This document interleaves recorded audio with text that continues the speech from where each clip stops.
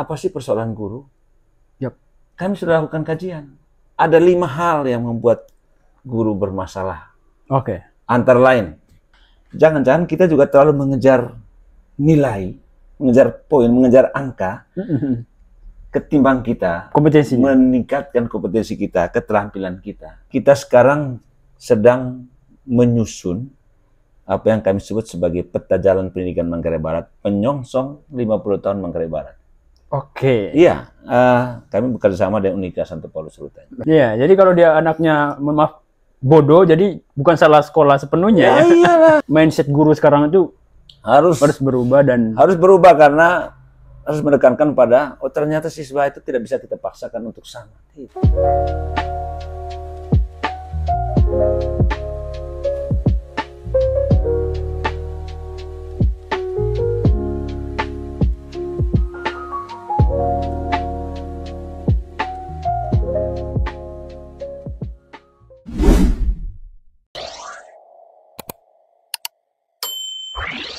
halo semua, kembali lagi bersama saya G. Karno di Bajoto Podcast di hari spesial Hari Pendidikan Nasional 2025. Dan di episode kali ini saya sangat senang sekali karena bisa akan ngobrol langsung dengan Kepala Dinas PKU Manggarai Barat, Pak John.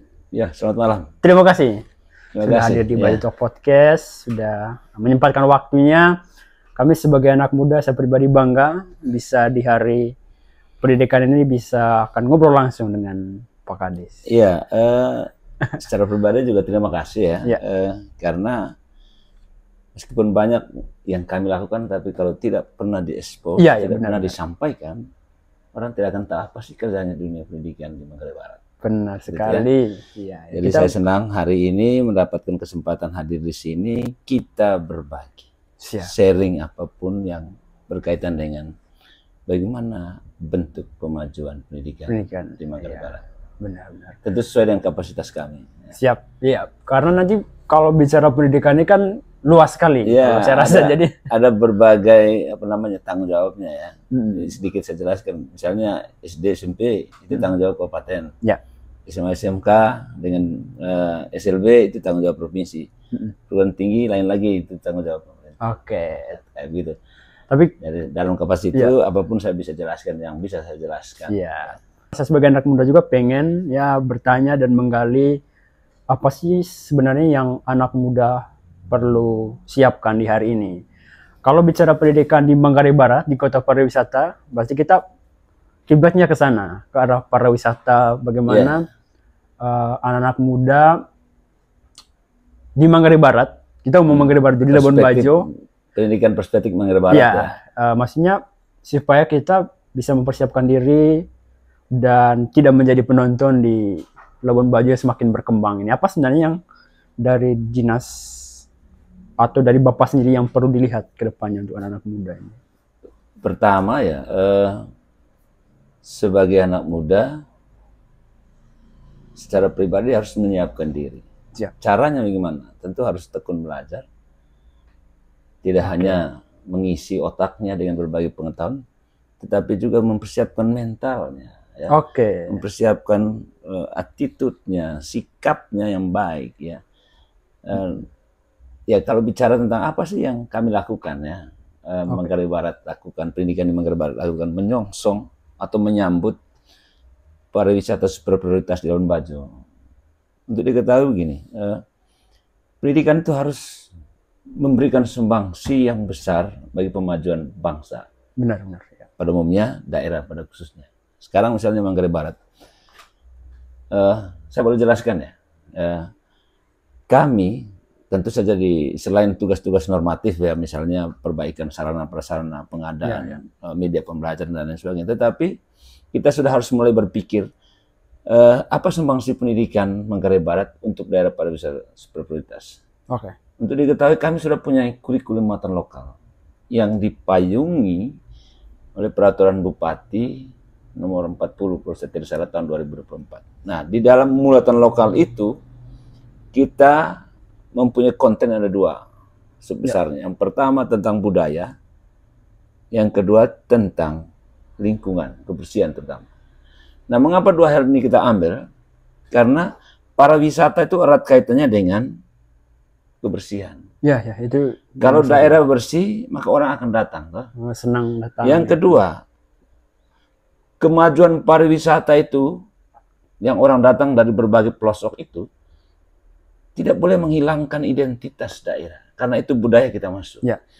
Nah, anak-anak diedukasi sejak dini tentang budaya Manggarai. Minimal itu tutur. Ya, bagaimana menyambut tamu dalam bahasa Manggarai. Minimal atraksi, caci, tahu apa makna caci itu misalnya seperti itu. Lalu kemudian mengapa lingkungan? Anak-anak mesti diedukasi sejak dini bahwa pentingnya kebersihan. Misalnya sampah, dia harus tahu apa bahaya sampah plastik terutama. Dan itu harus diedukasi. Dan kami sudah launching oleh Pak Wakil Bupati, Bapak Dr. Johannes Beng tahun lalu itu, supaya itu menjadi sebuah mata pelajaran muatan lokal di sekolah SD, SMP. Seperti itu. Nah, itulah saya merasa itu sumbangsi. Hal-hal basic yang sangat berperan penting. Kalau normatif sih ya, misalnya tentang perbaikan sarana prasarana, perbaikan rehabilitasi, penambahan ruang kelas, itu biasa sudah normatif namanya ya. Tetapi yang mesti kita lakukan apa? Yang actionnya ya. Iya. Jadi persiapan 20 tahun lagi Manggarai Barat menjadi sebuah daerah pariwisata yang memang disukai dunia, maka dari sekarang kita siapkan. Manusia-manusia muda ini, anak-anak muda dari SD, bahkan dari TK, nanti kita siapkan. Supaya dia tahu kebersihan. Supaya dia tahu budaya. Bayangkan kalau tiap hari terus datang, kita tidak boleh menghilangkan bahasa daerah kita. Oke, benar. Harus tetap kuat bahasa daerahnya. Itu cita-citanya. Nah, memang hari ini belum ada nampaknya, toh. Iya, pelan-pelan. Baru mulai. Gitu.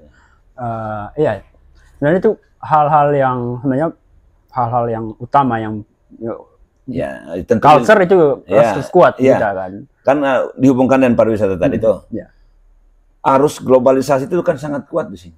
Benar. Dari berbagai pelosok dunia dengan beragam etnis dan beragam kelakuan segala macam, bukan tidak mungkin, Pak. Bukan tidak mungkin mempengaruhi kita di sini. Iya. Bagaimana budaya itu tidak membuat kita Bali itu kuat menurut saya karena budaya. Benar, ya. Nah, kita di sini harus buat begitu juga. Bali memang powerful. Bahkan nanti ke depan itu misi kita mesti berjuang. Ada juga mesti berjuang. Di bandara kita ini mesti ada bahasa Manggarai nanti kalau pada saat pengumuman. Benar ya. Kalau di Bali itu sudah, di Jawa, di Jogja itu sudah. Di Manggarai Barat mestinya sudah nanti. Iya. Tapi ya pelan-pelan. Pelan-pelan. Tapi saya ada satu masalah yang saya perlu highlight juga, nanti saya boleh tanyakan ke Pak.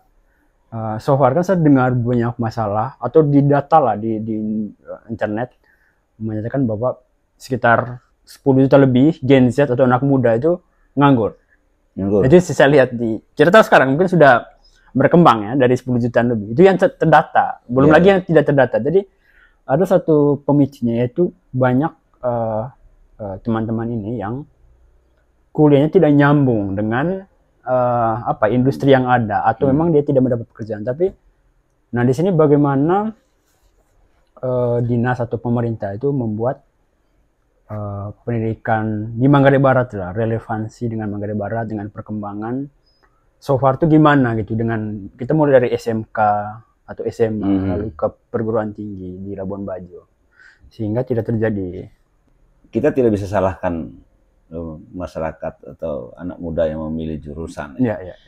Mungkin juga bisa dipengaruhi oleh keterbatasan informasi tentang pilihan-pilihan mana yang mesti dia. Nah, benar. Tapi untuk diketahui bahwa pendidikan itu dia tidak bisa lepas dari konteks dunia di luar pendidikan.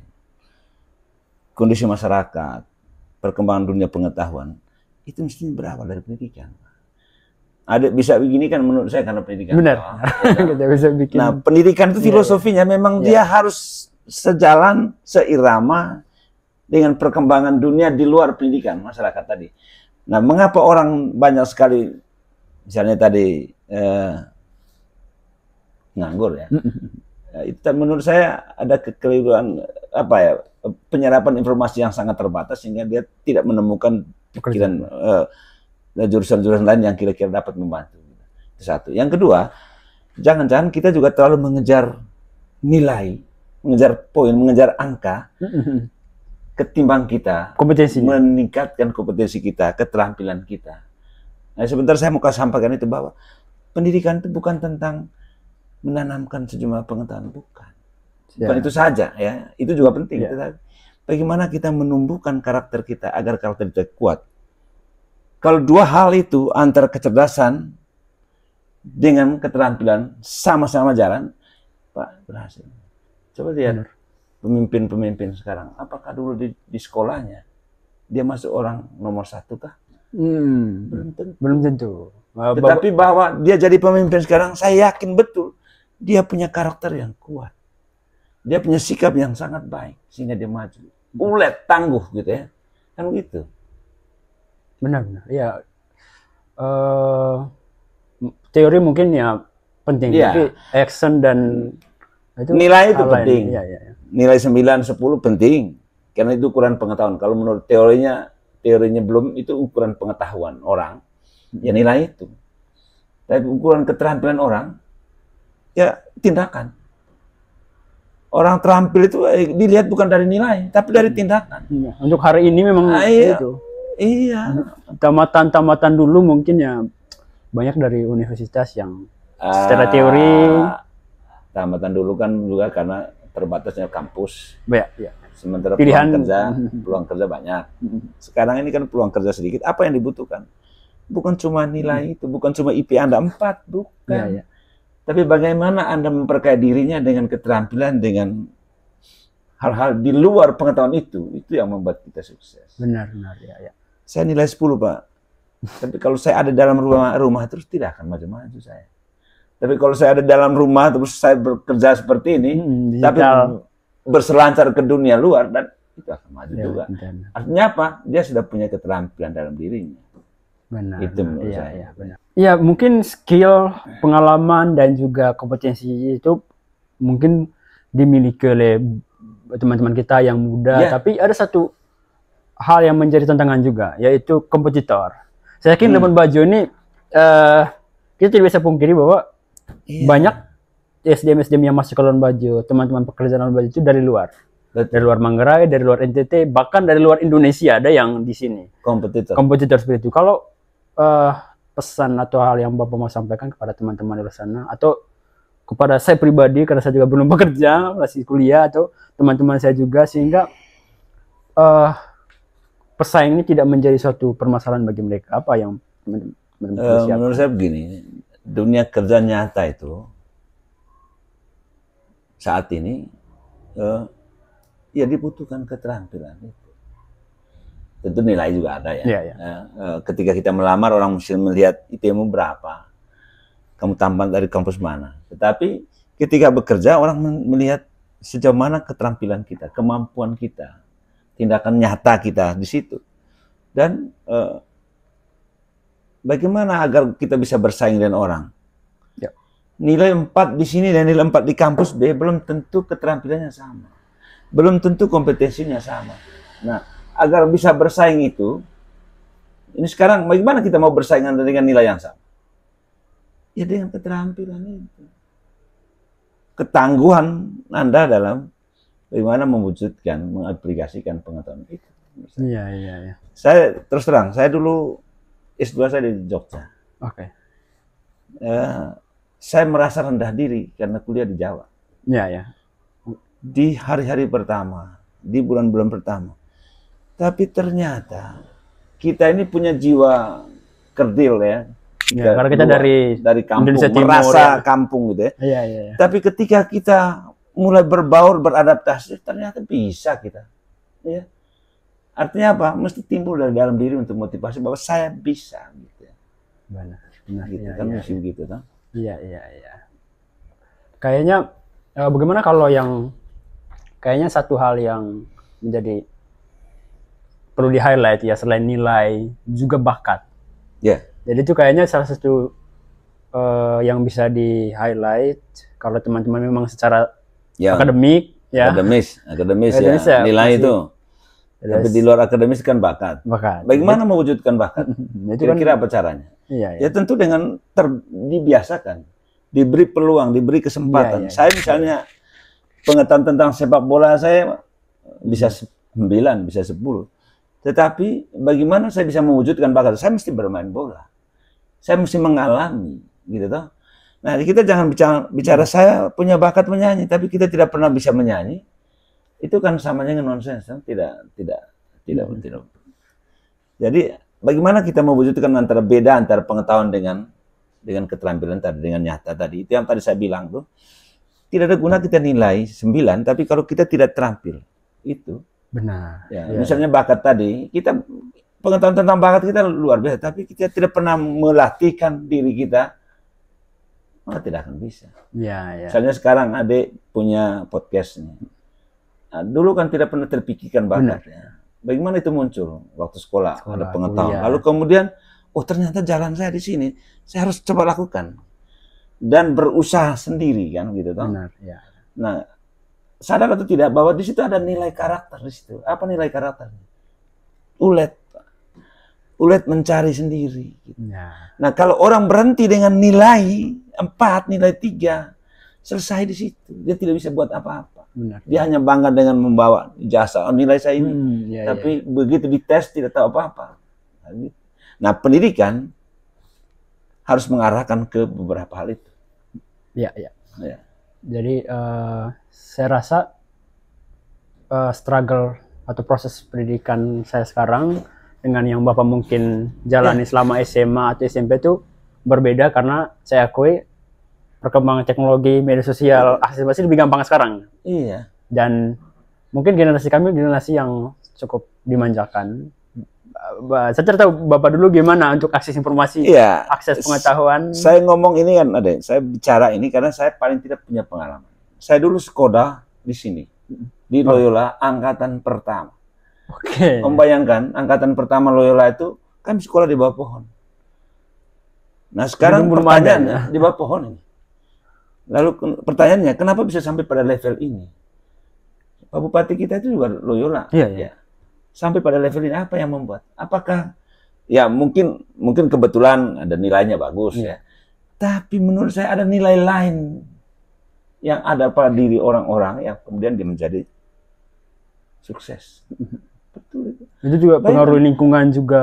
Bayangkan Loyola waktu itu kami sekolah di bawah pohon.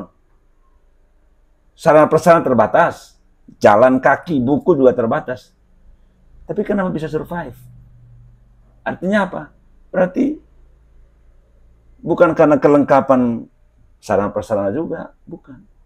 Tapi motivasi kita berprestasi itulah yang sebenarnya membuat kita sukses. Dan tadi saya bilang, benar. Ya.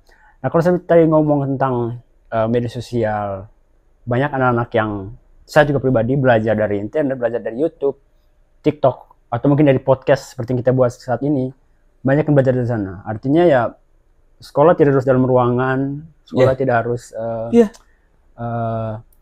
Tapi banyak anak-anak yang merasa saat ini ya saya tidak perlu kuliah setelah tamat SMK, karena ya saya bisa dapat informasi dari media sosial. Menurut Bapak itu gimana? Itu juga menurut saya kurang tepat atau gimana? Kurang tepat. Tetap harus sekolah. Sekolah itu penting. Dalam hal tapi kuliah sekolah itu ada jalurnya, ada formal, ada non formal, dipersiapkan. Kalau non formal itu yang orang sering menyebutnya homeschooling. Belajar otodidak, tetapi ada gurunya. Ada instansi yang bagaimana dia mendapatkan ijazah? Tetap harus ada namanya, kalau di non formal namanya kesetaraan, paket ABC kayak gitu tuh. Penting juga sekolah. Jadi jangan menganggap bahwa saya tidak perlu sekolah, tidak. Apakah kita tidak butuh teman? Butuh guru, butuh. Menurut saya sekolah itu kan untuk menyelaraskan antara dunia pendidikan dengan dunia nyata gitu ya. Homeschooling itu juga sekolah. Hanya dia non formal. Benar. Tapi tetap mendapatkan sertifikat, pengakuan jangan bilang tidak sekolah. Sekolah hanya non formal. Di luar sekolah namanya. Jalurnya jalur non formal, dan oleh undang-undang dibolehkan. Ada formal, ada non formal, ada informal. Informal itu keluarga, pendidikan di keluarga. Oke. Tiga hal ini tuh bisa dipilih mana yang lebih banyak di keluarga itu. Di sekolah itu pengetahuan, keterampilan. Oke. Kalau karakter itu tidak bisa dipelajari menurut saya. Oke. Dibiasakan. Lingkungan. Iya. Jadi pilih teman juga harus yang. Jangan ada pikir begini, anak berbaris itu sebenarnya ada nilai karakter nggak itu? Oke, kayaknya itu Anak anak berbaris pengen tidak mau dibar, pengen anak berbaris itu ada nilai karakternya. Oke. Nilai karakternya ada nilai disiplin. Dia berbaris satu. Bayangkan kalau dia acak itu. Tidak. Iya. Suruh anak masuk jam 10, ada nilainya nggak? Ada nilainya. Dibiasakan masuk jam 7. Karakter, ada nilai karakter. Anak diberi tugas PR, ada nilai karakternya nggak? Ada nilai karakternya. Benar. Kemandirian. Hanya bedanya, anak-anak biasa suruh orang tua yang kerjakan. PR-nya. Nah, harusnya tidak boleh. Iya. Karena ada nilai karakter kemandirian di situ mestinya. Iya, kayaknya itu saya dulu waktu SMA juga gitu sih. Kenapa harus berbaris panas-panasan? Iya. Kenapa harus ikut apel? Nah, itulah yang dibiasakan. Supaya apa? Supaya nanti ke depan dia tertib. Di dunia kerjanya. Dia tertib. Walaupun dia sebagai... Tidak dipelajari, dibiasakan. Oke. Kalau kita kembali lagi ke tentang Labuan Bajo nih Pak. Kalau Bapak lihat, yang selama ini tuh yang kampus atau sekolah yang menurut Bapak tuh kayaknya ini sudah relevansi lah dengan di Labuan Bajo itu. Atau saat ini anak-anak yang masih atau sudah tamat ya, Bapak rekomendasi mereka tuh kalau yang di Labuan Bajo itu apa sih yang jurusan kuliah atau biar relate gitu. Kita boleh saja merekomendasikan ya, tapi kalau dari perkembangan Labuan Bajo ini kan dunia pariwisata ya. Tapi pariwisata kan tidak mesti jurusan pariwisata toh. Ada jurusan manajemen, ada jurusan media, ada jurusan macam-macam gitu ya. Nah, bagi saya bukan soal kita memilih jurusan apa yang sesuai gitu ya. Tetapi bagaimana kemudian ketika kita ke sana, kita mampu beradaptasi. Itu yang penting sebenarnya. Kemampuan kita beradaptasi. Misalnya masuk di hotel, bekerja di hotel sebagai manajer hotel. Apakah ada jurusan manajer hotel? Tidak ada. Yang manajer hotel itu jurusannya bisa beda-beda. Tapi dia punya kemampuan apa di situ? Kemampuan beradaptasi. Ya. Kecuali mungkin yang tukang masak itu apa namanya? Ya, chef itu. Nah, itu memang ada teknis betul spesifik, ya. Spesifik. Tapi yang lain saya rasa tidak. Tidak jurusan manajer. Benar. Tidak. Tapi punya kemampuan beradaptasi itu. Nah, kita yang kuliah ini, anak-anak kita yang kuliah ini, yang dituntut itu sebenarnya. Kita harus belajar di luar apa yang kita pelajari di tempat kuliah itu. Misalnya saya dulu tidak belajar khusus dari kepala dinas. Misalnya ini bahkan tidak terpikirkan mungkin. Tidak terpikirkan. Tapi kenapa bisa jadi? Akhirnya kita harus belajar apa manajemen. Kita harus belajar kepemimpinan. Di sekolah tidak belajar tentang itu. Saya dulu jurusan S1-nya Bahasa dan Sastra Indonesia. S2 Penelitian dan Evaluasi Pendidikan. Jauh dari itu. Tapi kenapa bisa dipercayakan? Bisa memimpin. Berarti ada manajemen. Ada ilmu manajemen di situ. Kita tidak pelajari khusus itu. Benar. Nah, kita, kuncinya kan kita harus belajar juga di luar yang kita pelajari di bangku kuliah. Ya, saat ini gampang sebenarnya untuk akses. Iya, sekarang ini kami dulu kalau buat makalah itu ada mesti kumpulkan beberapa buku baca dulu. Kamu ke perpustakaan dulu. Ambil bukunya baca lalu kemudian buat notas, catatan untuk ya sekarang kalian kan tidak tahu tinggal chat GPT sudah selesai ambil lah masuk sudah itu. Benar. Beberapa episode lalu kan sekitar 10 episode itu saya ngobrol dengan semua manajer. Tepatnya seperti Bapak bilang tadi, memang mereka dari awal belajar banyak hal sampai ke sekarang jadi manajer bahkan GM. Jangan pernah berhenti belajar, itu kuncinya. Benar sih. Ya. Saya mungkin S2 jurusan penelitian evaluasi. Jangan pernah berhenti belajar. Kita harus selalu merasa kurang. Baru kita menjadi orang baik, orang berhasil. Itu poin penting di hari pendidikan nasional ini. Tapi mungkin itu bisa Bapak sampaikan juga hal-hal yang perlu disampaikan. Tapi kalau so far yang direncanakan oleh pihak Bapak, oleh pemerintah untuk jangka panjang tentang pendidikan di Labuan Bajo. Ya, seperti yang saya uraikan di pertama tadi, sumbangsi pendidikan kami Manggarai Barat tadi soal muatan lokal tadi itu ya, menyongsong, menyambut super prioritas ini. Karena pendidikan itu investasi jangka panjang. Ada muatan lokal tadi. Nah, yang kami lakukan di luar ya, di luar peningkatan mutu guru, ya, di luar perbaikan sarana prasarana, di luar media ajar dan sebagainya, kita sekarang sedang menyusun apa yang kami sebut sebagai peta jalan pendidikan Manggarai Barat, penyongsong 50 tahun Manggarai Barat. Oke. Iya, kami bekerja sama dengan Unika Santo Paulus Rute. Itu kita buat. Lagi-lagi yang saya mau katakan begini, kita mau kemana pendidikan Manggarai Barat untuk 50 tahun lagi, atau 50 tahun ke depan. Sekarang usia 23 tahun, ya 22 tahun, 23 tahun. Nah, pada usia 50 tahun itu, kira-kira Manggarai Barat seperti apa? Dan sekarang kami sudah siapkan. Peta jalan pendidikan itu, yang kita mulai sudah tadi itu, dengan melibatkan norma lokalnya sudah ada. Kemudian ada kajian guru.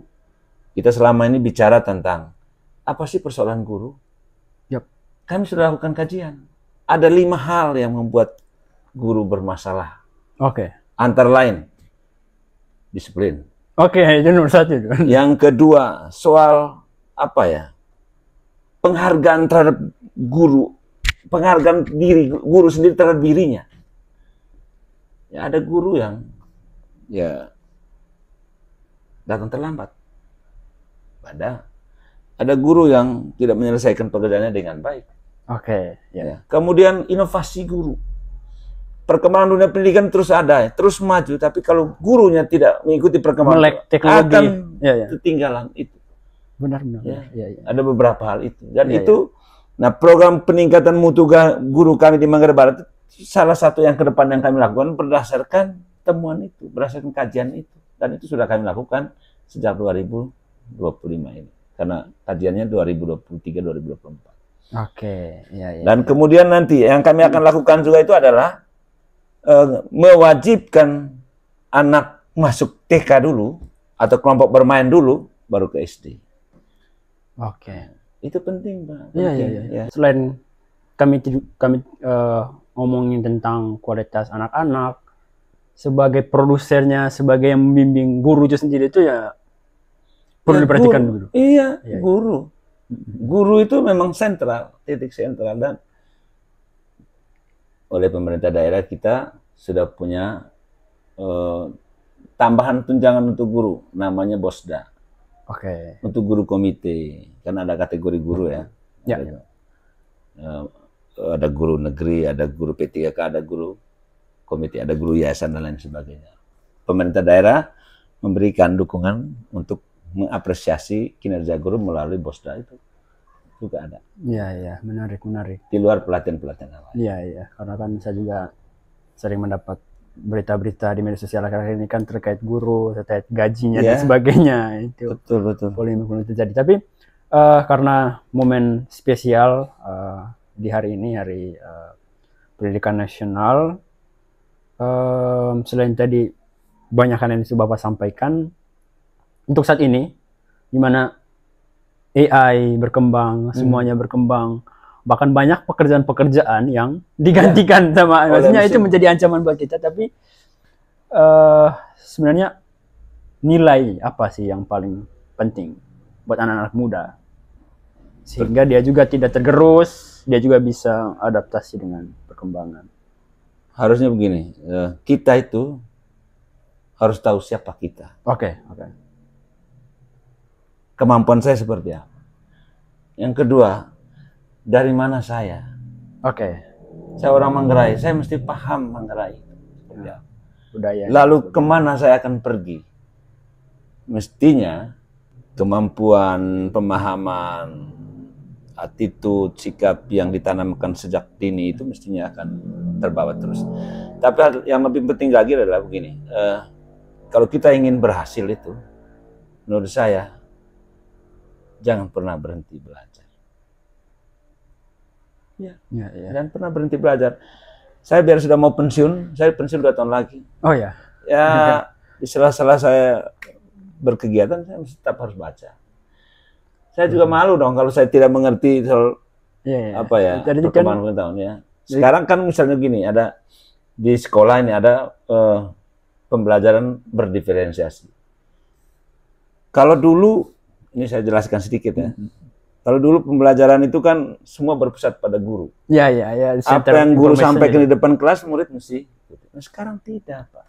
Ya, guru harus memfasilitasi semua kemampuan, semua kehebatan yang dipunyai guru. Karena tidak semua anak mencintai matematika. Benar. Tidak semua anak mencintai IPA. Tidak semua anak mencintai seni. Nah, karena itu guru bertugas hanya memfasilitasi. Kalau tidak dulu kan tidak. Semua harus matematikanya 8 atau matematikanya 5 dipukul guru. Nah, itu. Saya dulu pernah kalau nilaimu tidak kuat, tangan saya dipukul. Saya dulu 2010. Artinya apa? Memaksakan supaya sama, padahal tidak. Kemampuan kita tidak sama begitu. Ya, jadi mindset guru sekarang itu harus berubah dan harus berubah karena harus menekankan pada ternyata siswa itu tidak bisa kita paksakan untuk sama. Tidak. Iya. Biarkan saja dia berkembang, kita memfasilitasi. Jadi bentuknya sekarang itu beda dengan zaman dulu. Iya. Dulu tuh center informasi guru dan mungkin sekarang ada yang lebih pintar dari gurunya. Makanya di sekolah harus digalakan. Kalau kurikulum Merdeka mengatakan ada P5 itu tuh, pembiasaan, ada kegiatan kurikuler itu harus dimajukan terus-menerus. Benar, pengembangan supaya pengembangan diri kita itu tercermin di situ. Oh, saya suka sepak bola, ada klub sepak bola. Oh, saya suka menulis, ada klub menulis. Saya suka berdrama misalnya, dibentuklah acting acting. Gitu. Nah, butuh guru yang kreatif. Benar ya. Jadi memang akhirnya saya juga senang kalau saat ini sudah ada yang selain dia lulus sebagai SPD, dia juga harus ada PPG atau apa itu namanya. Jadi memang tapi kemajuan pendidikan itu kan tetap harus tidak bisa semata-mata urusan sekolah. Oke, benar ya. Hari tidak ini bisa semata-mata urusan guru, urusan semesta, urusan semua. Makanya saya apresiasi, senang sekali tema kita, tema pendidikan hari ini, partisipasi semesta wujudkan pendidikan bermutu. Partisipasi. Jadi kalau kita mau bicara tentang pendidikan bermutu itu bukan tanggung jawab guru saja. Jangan kemudian anak tawuran lalu kita salahkan sekolah. Jangan. Itu tanggung jawab kita semua. Gitu. Jangan kemudian anak hebat bilang itu kan orang tuanya siapa dulu. Tidak juga ya. Itu udah semua kita gitu toh. Ada orang tua bangga, tapi sekolah juga bangga, masyarakat juga memberikan apresiasi. Benar gitu. Iya. Jadi mantap, bagus tema pendidikan hari pendidikan. Jadi memang hasil dari apa ya? Kolaborasi harusnya sih orang tua, guru, anak itu sendiri, lingkungannya. Iya, jadi membentuk. Seperti itu ya. Kalau dulu kan ada perselisihan guru marah murid di sekolah, aman-aman saja. Ya. Sekarang kan orang tua campur toh. Ya, ada yang diviralin lagi. Itu. Diviral lagi. Di videoin, diviralkan. Dia lupa bahwa di rumah juga dia pasti pukul dia panah. Kenapa kalau gurunya marah terus kau marah? Jangan begitu. Harus memberikan pemahaman bahwa anak ini tugas bersama. Ya kebetulan saja di sekolah ada guru sebagai orang tuanya, tapi di rumah 12 jam lebih di rumah bersama orang tua, tapi juga bersama lingkungan. Iya, jadi kalau dia anaknya maaf bodoh, jadi bukan salah sekolah sepenuhnya. Ya iyalah. Iya. Jadi harus kerja sama banyak. Oke, kayaknya sudah banyak hal yang kita bahas malam ini. Mungkin ada hal lain Bapak yang mau disampaikan di hari spesial ini sebelum kita closing. Baik, saya mau sampaikan begini. Pendidikan itu penting. Selain mengubah cara pandang, mengubah cara berpikir, tetapi juga memanusiakan kita itu. Nah. Karena itu pendidikan yang sesungguhnya itu bukan tentang penanaman sejumlah pengetahuan, tetapi juga tentang bagaimana menumbuhkan karakter kita. Karena orang berhasil di masa depan, ingat ya, orang berhasil di masa depan itu selain punya kecerdasan, tapi juga punya karakter yang kuat. Itu dia. Terima kasih. Kayaknya sudah puas sekali itu poinnya. Saya percaya itu, saya sangat percaya itu. Oke, iya. Thank you so much. Wah, Terima sudah kasih sharing. banyak, luar biasa. Iya. Semoga kita nanti ada episode kedua, ketiga Kita untuk membahas banyak hal lain. Sharing berbagai informasi, mudah-mudahan bermanfaat bagi kami. Ya. Terima kasih Adik. Terima kasih. Muda hebat. Siapa? Muda luar biasa, Udah kreatif. Nah, dunia ini butuh orang-orang kreatif. Benar. Butuh orang-orang ulet. Tidak terlalu butuh orang nilai 9. Ya. Itu dia. Kita tidak cukup hebat membuat bom. Yap. Tapi kalau kita dengan keterampilan membuat bom lalu kemudian kita lempar bom sembarang, berarti nilai karakternya tidak. Tapi kalau kita pintar membuat bom, tapi kita menahan diri untuk tidak melakukan apa-apa, di situ nilai karakternya kuat. Ya. Itu dia. Saya tahu 2 tambah 2 sama 4, tapi apa makna 2 tambah 2 sama 4? Itu yang kita tidak tahu. Itu yang harus kita cari tahu. Terima kasih. Thank you so much. Sampai ketemu di next episode bersama Pak John. Semoga kita bisa bikin episode lainnya yang ya kalau bahas tentang pendidikan itu luas sekali. Sangat luas. Tapi di hari pendidikan ini spesial kita hadirkan Pak Kadis sharing di sini. Siap. Tapi terakhir nih 1 kata atau 2 kata lah untuk anak muda di Manggarai Barat. Ya, anak muda Manggarai Barat, jangan pernah berhenti untuk mencari tahu apa sesungguhnya yang mesti kita selami dari dunia ini. Kalau Anda ulet, Anda pasti berhasil. Itu dia teman-teman. Sampai jumpa di next episode. Selamat malam.